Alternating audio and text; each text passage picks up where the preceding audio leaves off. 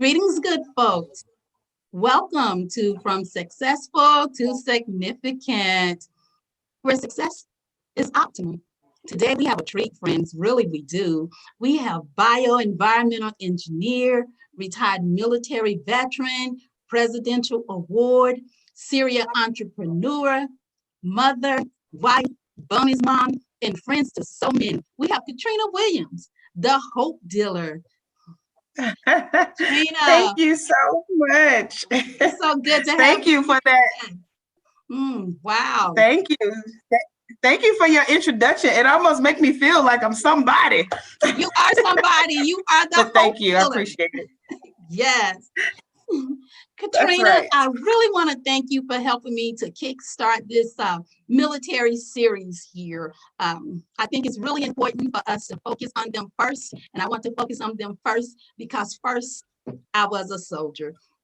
So, what Yes. I'd like for you to do, Katrina, is talk to us a little bit. Share your bio with me. Give us some key points of who Miss Katrina Williams is. Okay. Well, thank you.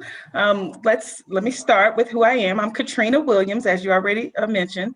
I'm recently retired from the Air Force. In my Air Force career, I did get the opportunity to do about 3 different career fields. The first one was personnel, which is more like human resources, which I really took a lot of pride in because if they're out there fighting for us, we want to make sure that their pay is right, their records are right, their children and spouses are updated correctly. So I really took a lot of pride in that job because I got to help a lot of people and it didn't matter what your rank was. My second career field was bioenvironmental engineering, and that is what I still do now as an occupation. Bioenvironmental engineering is pretty much like OSHA, EPA, and any type of regulatory agency that a civilian sector would have to follow. We follow a different set of rules in the military, but we still have a responsibility to take care of our people, especially if they're in hazardous or harmful environments.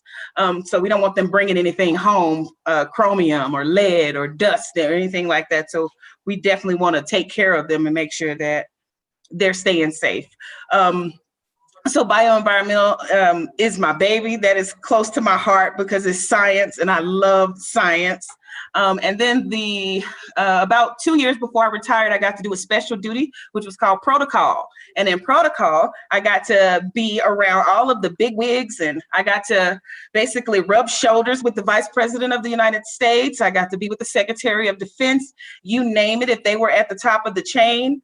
I took care of them if they came to our state or to our installation. So that was really an honor to do that as a special duty. And I did that for about a year. So I got to do 3 different career fields and I got to take care of people and the Air Force took care of me. So thank you for that question. Wow, that was a lot. 3 different career fields. Wow. Not many can say that. Katrina, could you share with me, you've told us what it was that you did while you served in the military. Could you share with me what helped you get to the military? What was it that got you there? That is an interesting question. Well, when I graduated high school, I really was thinking to myself, I'm never going to college. I'm going to be a hairdresser. And that's all I'm going to do. And I'm going to make as much money as a doctor being a hairdresser. I'm going to create my own products. I'm going to do my thing. And I was young, of course, 18 through 22. I was doing my own thing. I was an entrepreneur. For lack of a better word, I was working for myself. But then when I worked in the shop amongst a lot of different women, women in their later ages in life, who had to come to work every day, no matter what, if their hip was hurting or their back was hurting or arm was hurting, they had to be there. And I thought at 19 and 20 that if this is going to be my career, I don't want to have to come to work when I'm sick. I don't want to have to come to work when I'm hurting. So I said, I need some insurance. I need a secondary way of life to so that when I am 60, if I don't want to come to work for 2 weeks, I will be okay. So I said, well, I have no discipline because I made lots of money doing hair. I said, I have no discipline whatsoever. And I think the only way I'm going to get discipline is if I join the military. So it was like an idea on a whim. And I said, I'm going to join the military and I'm going to learn how to manage my money and I'm going to get insurance. So if my back hurts, I don't have to come to work. So that was my plan. I was going to come to the military and do 4 quick years, clean my credit, get some insurance, and learn discipline. I was going to do that in 4 years. And I was going to get back out and be the world's greatest hairstylist. But needless to say, 4 years turned into 12, 12 turned into 16. And, here we go. So it was on a whim. I got a little funny story. Well, it's not really funny, but it's maybe more patriotic. I have a patriotic story. So I was 20. I was 21, actually. I turned 21 on 9/11 or 9/10, the day before 9/11. I was turning 21. And of course, I was still doing hair. And something said, you better hurry up and join the military. Now you got to do something with yourself. You're grown now. You're 21. So that night I had made the decision, but the next morning, which was that significant event that happened in America, that 9/11, and that morning, I'm not going to lie, it kind of scared me to death. I was like, well, I went to sleep thinking I'm joining the military, but I think I'm going to hold back on that. But the calling inside of me was so strong. I didn't care that we were about to go to war. I said, I'm joining. And I joined right in the middle of the kickoff of war. So that's a patriotic story, I guess. And you didn't live to regret that. So how wonderful is that? Yeah, right. It was the best decision of my life, actually. Wow. So Katrina, you talked to me about your successes and, how significant your career was as a soldier. Can you talk to me about your career as a civilian? Okay. So this is, again, I told you I was an entrepreneur before I joined the military for about from 19 to 22. And now becoming a civilian again in my 40s. Is a little bit different.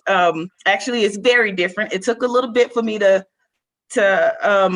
get used to not having so much to do. So much, in the military, everything is critical. You have to go to PT. You have to be on time. You have to do so many things because they were critical, and they were critical to our nation in the military. But then when I got out, it turned into everything's slow, everything's easy, no one's in a rush. And to be honest with you, I don't like that. So I think my first few months being a civilian, I was trying to balance nothing is an emergency with, okay, well, maybe you can make it a little bit of an emergency, but it's really not an emergency out here. You will get talked about with that, living like that in the civilian sector and going to work and making everybody feel like they're on pins and needles. So it's an adjustment to get used to being a civilian again under the mindset that I had to use in the military. Oh, I heard you say that there's two different mindsets, and out here as a civilian, we just move a little slower, and you had to be able to adjust to that. It was hard. It was hard. Tell me, how did you adjust? Well, I had to break down. Say that again. I had to break down. I had to reprogram.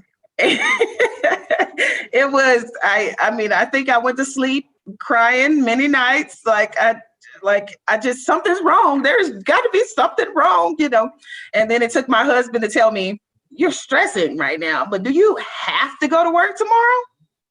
No. Well, that's a good problem to have. And I was like, you're right. I don't have to go to work tomorrow, actually. But it took, because I just had to break down, it's okay to not be in a rush. It is okay to not have things on the agenda from 8 a.m. to 5:30 p.m. It is okay to say, I'm gonna lay down and watch Netflix for 2 days in a row. That is totally okay. But in my mind at first, I thought, I'm gonna turn into a dirtbag. I'm gonna gain 600 pounds. My life is gonna be worthless. I'm gonna lose everything the military taught me. I just thought I was gonna go to waste. But it's okay. Go to waste. But you're okay. Katrina, could you tell me, talk to me about your fears? I want other individuals that's in the military to understand the transition, process. Can you talk to me a little about your fears before you, got completely out of the military? What was your thought process about what your transition was going to be like? What were your fears? You know what? That's a very good question. And it really ties well into success to significance. Yes. So my fear was that I wasn't going to be significant anymore, because being in the military was my coat of armor. That is how I cloaked myself. That is, I took pride in I became comfortable with that persona, with that image, I was just one with the military at one point. So then when you retire, you're not military anymore. So my fear was, wow, I become average. Hate to say that, and I don't mean that in a bad way. Like now I enjoy being average. But in the military, we were you were best of the best. That's how you ran your life. Like everything I have to do has to be excellence, and I have to be in the running with the best of the best. But when you get out of the military and you're new to a job, you're just the new person that came into the building. So they don't know your accomplishments. They don't know. You're like a little fish in a big pond, and you don't come in here making waves. So my fear was being insignificant. And then another fear was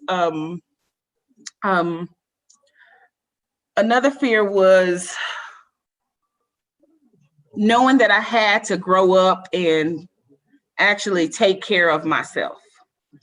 Because even though we were in the military and we were high ranking or middle rank junior NCOs, we were the responsible people. But then when you get out of the military and you're in the civilian world again, these civilians, they know what they're doing. They've been doing it just as long as you were in the military. So you got to take a seat back sometimes and be that airman again or that young soldier again and learn the civilian way of operating. So I think that was a fear as well, like not being a leader anymore or not being seen as a leader. So yeah, so I think I'm overcoming it. I haven't overcame it completely, but I'm overcoming. So okay.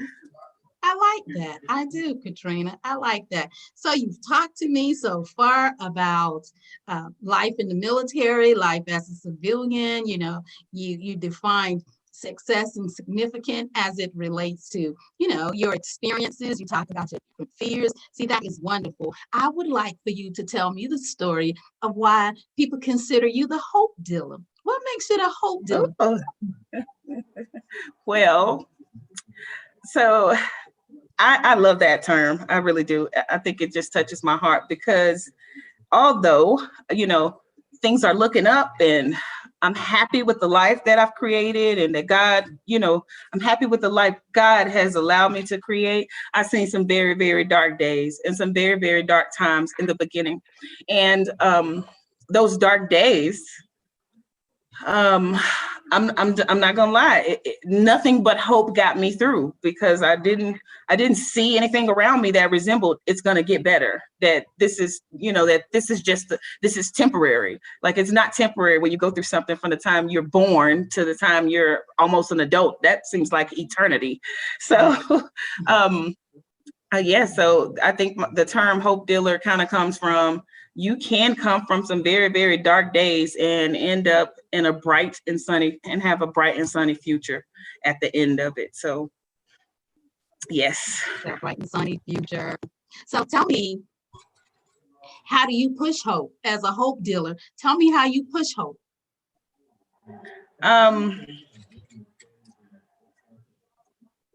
So it's about belief. It is about what you believe, right? So what you believe, you don't necessarily have to see. It doesn't have to be standing in front of you.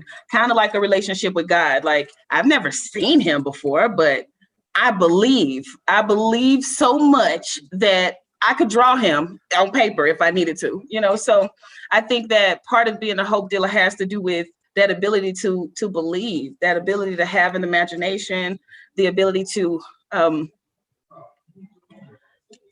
and to be able to persevere and smile, you know, because a lot of us, we get through, but we look like we've been through, you know, like, yeah, you know, some people at the end of the journey, you're like, yeah, life really did beat you down, didn't it? You know, but, and I'm not knocking them because it happens like that. But at some point, I feel like the hope comes from seeing others smile at the end of the race. Like, woo, yeah, she went through a whole lot, but she still got a smile on her face right now. So apparently there was some work that was done to get there, but that sun at the end of the tunnel, it's worth it. So I can look forward to it and with a smile, with happiness and everything. So I think hope has to do with finding happiness.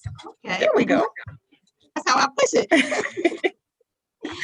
Katrina, You know that I'm all about legacy and building that for individuals, mission-driven work. And what I'd like to ask you is, what is your perspective when it comes to legacy? Talk to me about legacy.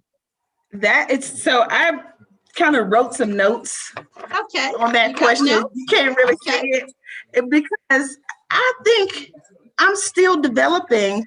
I think that I'm still rewriting or redeveloping my definition of legacy because, you know, most of the time, I think we tie legacy to something successful or something good, or, you know, grandpa was in the war and he, you know, when you think legacy, that's usually what you think of, the good things. But I recently had a death in the family, and rest, God bless, you know, but it makes you think. So you can leave a legacy that's not good. You can do that. And I'm not. Yeah, so I'm like, wow, legacy is just not reserved for success. Sometimes you can have a legacy of failure, or not even failure, just I never got around to it legacy. You know, no. So I'm like, you know what? I got to keep playing with this. I got to find a way to make it mean something in my heart. And one of the things that means something in my heart is you can. All of us are leaving a legacy. Yeah. You determine what kind of legacy you want to leave. And I was like, okay. So I'm building a legacy, because I had a conversation with a significant person, and we went back and forth about legacy and what that meant. And do you speak it? Like, when you're building a legacy, do you say, I'm building a legacy, or do you just let the legacy build itself for you? And we were both kind of we were going back and forth with it. And I think that I've come to a conclusion that it's okay to say I'm building a legacy. It's okay to say, I want my legacy to be about financial prosperity, and I'm going to do everything I can to make sure that this becomes part of my legacy. Or I want my legacy to be about education, so I'm going to continue to go to school and learn and grow. And I can also say, I want my legacy to be about being a great mom, you know, because it doesn't always have to be money or, you know, education, or it don't always have to be those external things. It could be internal things, like, okay, every day at 5 o'clock, I'm gonna have food on the table every day at 5 o'clock. To me, you can build a legacy that way as well. And your children will still carry that on. Your daughter might say, you know what, my mom had dinner on the table every day at 5 o'clock. Or my mom made biscuits this way every Sunday, and I'm going to do that same thing. So that could even be a legacy. So I think I'm softening my definition of legacy. It doesn't mean I got 5, you know, Purple Hearts, you know, but I'm kind of trying to define it in a way that means something to me. And I think that helps me, you know, feel significant in a way, because if you keep thinking of legacy and you look around, you're like, I don't have that. I'm not Oprah Winfrey. I'm not, you know, if you keep looking externally, you think you'll never build a legacy. But if you look internally and what's happening in your circle of influence, you're building a legacy right there. So yeah, my term is kind of flexible. Now it is. I do. Yeah. She said, now it is. I like that. I like that you had the conversation, that you guys have been talking about that. And now, you know, for you, it means, I think I heard you say education and being a wonderful mother, having these traditions that your daughters are going to, your daughter, your son, your family, your bonus kids, that everyone is going to remember. They're going to have wonderful memories. That's what they're going to have. And I also heard you say financial prosperity. That is so wonderful. Because you said financial prosperity, can you talk to me about being a serial entrepreneur? Yes. I think I got more passion inside of me to make these things happen than I have resources around me. But I'm on a journey to find those resources and long-lasting resources. I want resources that don't run out, you know, because times got a little hard, but resources that are going to be lasting. So that's part of my goal in my entrepreneurship journey, is to just secure resources and get buy-in from people that are around me who, saw me as one thing, because I wear a lot of hats. Maybe I'm the person who you call to pick you up or make you laugh, or maybe I'm the person you call if you got, you got relationship problems. But like, as I'm developing my portfolio in entrepreneurship, I want to do it right, so part of doing it right is having your finances in order. I believe that your finances say how you manage your finances and how you manage resources say a lot about your character. So it's one and the same, So for me, I do want to have a legacy of financial literacy. I want to have a legacy of financial education. Like I just want to prepare my kids and anybody that's around me the best way that I can. And again, managing my finances today are what makes that possible. And as far as my businesses go, right now, I'm not doing transactions per se, financial transactions right now. I'm more in the process of building my strategic plans and building my teams and getting all the things that happen under the scene. And then maybe the next time we have a podcast, I'll be able to tell you how I worked on my financial, how I made all my financial goals come true. I'm glad that you talked about the journey, because lots of individuals want to jump into, entrepreneurship and think that, immediately you're going to generate dollars. And it just takes so much before that first dollar is earned for you to make the other dollars, for you to make the long dollars. It takes lots of planning to make that first dollar. So I'm glad that you talked about the journey and the strategic planning that comes along with that. Yes. Mm-hmm. You talked to me about legacy. I love that. You talked to me about being a serial entrepreneur. Wow. Talk to me about mission-driven work. Okay. Mission-driven experiences or mission-driven entrepreneurships, because it seems like some of the things that you do, it seems like everything that I've heard come from you is based on maybe your personal mission. So could you talk to me about mission-driven work? Yes. And I want to let me touch back on the last question real quick, because I didn't even put a plug in for my business. So I started a company called A Better Way Transition Homes, LLC, and then also a sister nonprofit organization. Same name, one's a business, one is nonprofit. So the mission of A Better Way Transition Homes is to basically target homelessness. We are trying to help the DOD and the government get down to 0% homelessness. And my company, we are putting duplexes and we are trying to house about 8 families. We're not going to be able to cure it. My company won't be able to cure it as a whole, but I can help with that goal that we have in the United States. In Arkansas, we are trying. So my business is owned and operated in Arkansas, in Little Rock, Arkansas. We've secured a little bit of land and some property, and we are trying to help our community out by helping our sisters and brothers in the community who have made a wrong turn somewhere, went to prison specifically, and are coming back home and trying to get back on their feet and try to make better choices that are going to, 1, keep them from going back to prison, but 2, help them become an asset and define their worth in the community. Because a lot of times people think that they're worthless. If you don't have hope, you do feel worse. If you don't have hope and you don't see certain things around you, sometimes it's, your creativity is gone. So you can't even define who you are because you don't even have creativity. All you know is I'm broke. My mama's, on dope. And everybody around me broke. Nobody's getting education. Everybody going to jail. So, and that's not all of America, but that is definitely a real issue in the Black community and Latino. But so I've seen my share of it. In fact, I lived in those kind of situations, even been to jail, but I'm a better person now. So, and that's a whole nother story. Yes. But because that's why I relate with that community, because I've been there and I've done that. And the only thing that saved me is my imagination and my hope. So with our transition homes, we're going to have us a multi-purpose room, and we're going to be providing all kinds of education about financial literacy Yes, budgeting, that is definitely important. You cannot go and buy Michael Kors when you owe for a ticket. The ticket and the Michael Kors cost the same price. What you gonna do?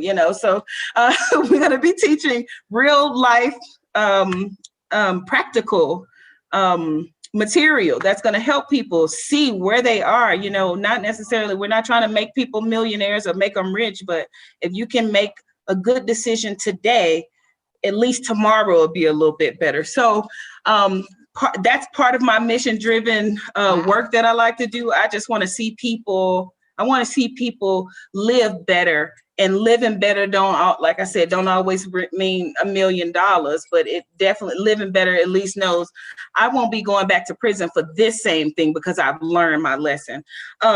Another good thing we're trying to do with our mission-driven work is, so my community, my demographic of people I'm helping are specifically families. So if it's a mother with children or a father with children, or auntie, long as you have custody of those children, if you find yourself in a homeless situation, you're welcome at a Better Way transition homes. So we're taking a multi-generational approach. So whatever we're teaching you, the individual that needs the help, in our multicultural center, we're going to have someone there talking to your children, because we want your children to see good things, that you are making better decisions and doing good things, and then to see the benefit of those good things. So it's a multi-generational approach, and I just, the more the better. So that's part of my mission work. I love that mission work. When you spoke about your mission work, I heard you speak a lot about finances. What qualifies you, Katrina Williams, to be able to provide these individuals with financial literacy, financial success, financial freedom? What qualifies you to be able to do this? That is a great question. So if you can see on the wall back here, it was So I am a Webster University graduate. I did graduate with my MBA and my Master of Finance. So I didn't want to be another person that did not use their degree. I want to be able to tie my degree in with my military experience, with my hard work, and tie it all in together. So my degrees, I feel like they qualify me. And then, of course, I'm going to be reaching out to partners in the community, and we're about to rock the community. Basically, it's going to be a team effort. So the Hope Dealer is going to be rocking it. The Hope Dealer is going to be rocking it. What you need? You need some hope? I got you. You got 5 minutes? That's how you pay with your time. That's how you buy this hope, with your time. with your time. Wow. Miss Katrina, I've been doing a lot of work with women. And, I say that I work with high achieving, smart, conscious women, and I've been doing a lot of work with them. And it seems as though individuals are a little unsure whether or not, whether they are high achieving, whether they are smart, whether they are conscious. Can you talk to me about what it means to you when someone says high achieving? Wow.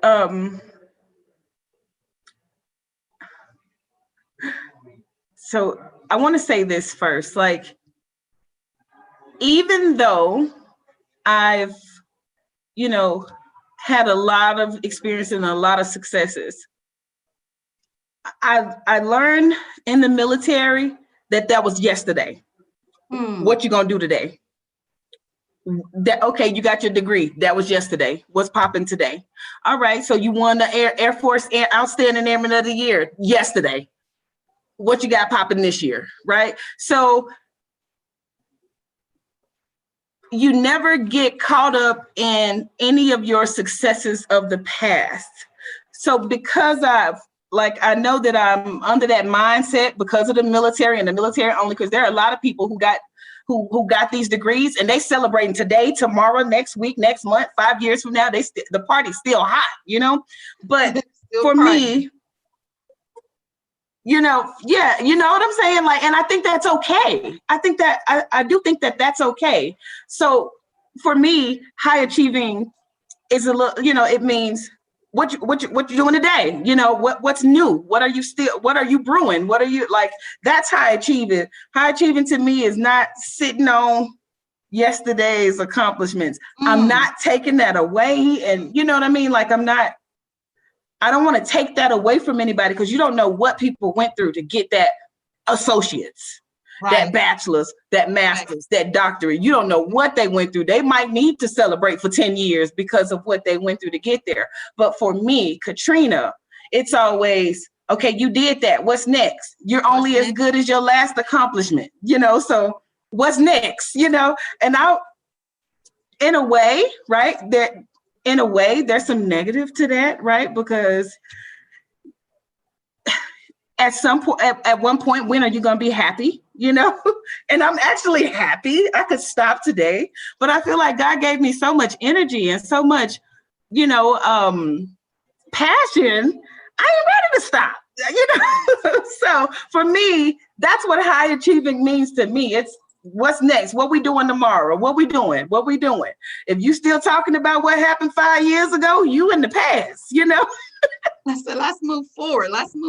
What's next? Let's do the work. Sound like a lot of your work.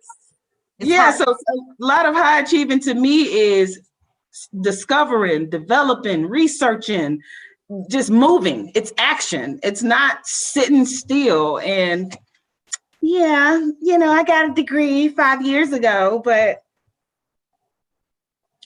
that's what makes me special. No. Action and moving. Yeah. So I hope I answered the question. You did. That's probably a weird way of explaining it. You answered it so well. I have another one for you. Can you tell me what it means to be a smart, conscious woman? Ooh. Smart and conscious at the same time. Two different terms. So smart and conscious has very little to do with degrees, with education. I think that the smart and conscious has something to do with life experiences and what you've made out of them, and being able to understand everybody's not in your situation. So if I'm trying to, like, my story for me, I feel like, okay, you came out the gutter and you came out of this and you came out of that. So my swag, as the young people say, is over here. Then you got people who've never experienced that, but they're just as ambitious and achieving things and trying to make things happen just like you. So a part of consciousness is being able to relay to, you know, like, I want to sit at the table with the Michelle Obamas who've been Ivy League educated their whole life and not feel different. You know, like, okay, we all got the same mission, even though we came from different, how we got to this mountaintop is different. Some came from the left, the right, the north, the south, but we all coming to this point right here. So to me, I think that consciousness is being conscious of everybody around you. So, you know, when you are on your mission to bring people in and to take care of people, you're not singling people out. You know, I don't want to run people off with my roughness. You know, at some point I got to be able to, yes, how are you? Okay, well, okay, so you're soft. No one's ever yelled at you before. Okay, so I want to meet them where they are. Yeah, I want to be conscious and meet people where they are. I like that. Katrina, I got one last question for you. I know, I don't want to stop.